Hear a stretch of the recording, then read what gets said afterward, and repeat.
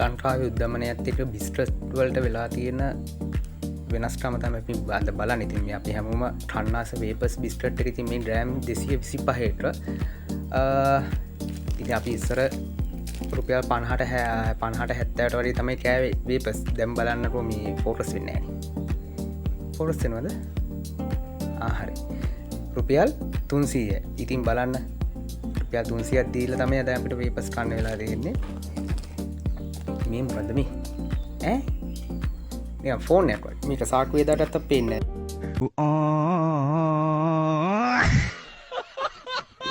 පොඩි මිනිහට යන හිතල ඔන්න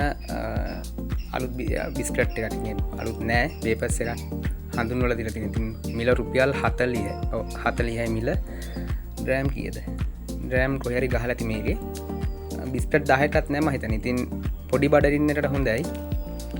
රුපියල් 40ට පාඩුත් නෑ මාර වර්ත් මේක බර කොහේ හරි ගහලා ඇති අපි බලමු සාමාන්‍ය වේපස් එකක් තමයි තියෙන බර ග්‍රෑම් 35යි අඩු වැඩි හෝ ඩ්‍රෑම් දෙක ඒ වගේ ආසන්න ගාන තමයි තියෙන්නේ ඉතින් ලකී ලෑන්ඩ් එකෙන් තමයි මේ බ්‍රෑන්ඩ් එක